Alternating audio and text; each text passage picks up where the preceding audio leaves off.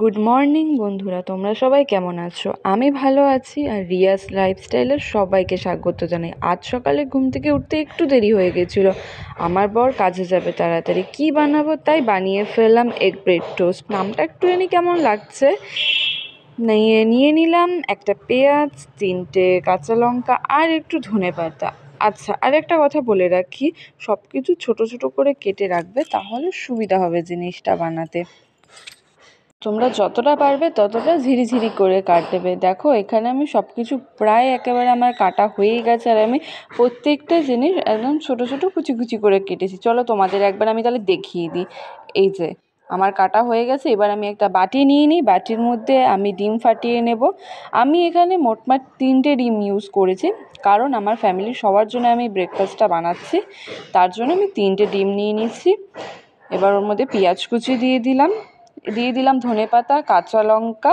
এবার যে এই জিনিসটাকে ভালো করে ফেটে নিতে হবে, আর 1 চামচ নুন দিয়ে দিলাম। নুনটা আপনারা আপনাদের স্বাদ মতন দেবেন, কারণ কেউ নুন কম খায়, কেউ বেশি খায়। তো তোমরা দেখতেই পাচ্ছ আমি ভালো করে এই ব্যাটারটাকে ভালো করে ফেটে নিয়েছি। তো এবার আমি গ্যাসটা জ্বালিয়ে ফ্রাই প্যানটা বসিয়ে দিয়ে দেবো 1 চামচ তেল। আমি তেলের পরিমাণটা একটু বেশি রেখেছি, কারণ আমি এই তেলেই সবকটা ব্রেড ভাজবো তার জন্যে। তো তেলটাকে গরম করে নিয়ে আর ফ্রাই প্যানের চারিদিকে লাগিয়ে নেওয়ার পর যখন তেলটা গরম হয়ে যাবে, আমি এই যে ব্রেড নিয়ে নিয়েছি, আমি ব্রেডটাকে এবার এই ব্যাটারটার উপর ভালো করে চুবিয়ে নেব। একটু জাস্ট কয়েক সেকেন্ড হোল্ড করব এই ডিমের ব্যাটারটার মধ্যে। তুলে নিয়ে এবার যে তাওয়াটা গরম হবে আমি দিয়ে দিলাম এটা। আর এই যে উপরে দেখতেই পাচ্ছ যে ওই ব্যাটারের মধ্যে যেই পেঁয়াজ কুচিগুলো ছিল একটু কম হয়েছে, তার জন্য আমি ওটা এক্সট্রা করে তুলে উপর দিয়ে দিলাম। এটা আপনাদের ইচ্ছে হলে আপনারা দিতেও পারেন বা নাও দিতে পারেন। তো 2 মিনিটের মতন আমি ভেজে নেব, দিয়ে আমি উল্টে দেব। দেখতেই পাচ্ছেন সুন্দর করে ভালো করে ভাজা হয়ে গেছে। আর আপনারাও যদি ভাজাটা একটুখানি কড়া করে খেতে চান, তাহলে আপনারা একটু বেশিক্ষণ ভাজবেন। আর আমি যেহেতু এরকম খেতে ভালোবাসি, তার জন্য আমি এরকমই 2 মিনিট করে ভাজি দুপাশ। এই যে আরেকটা ব্রেড নিয়ে আবার ফ্রাই প্যানে দিয়ে দিলাম। এটাও সেম একই জিনিস করব, 2 মিনিট করে ভেজে নেব। এই যে দেখতেই পাচ্ছ আমি কিন্তু সেম তেলেই ভেজেছি।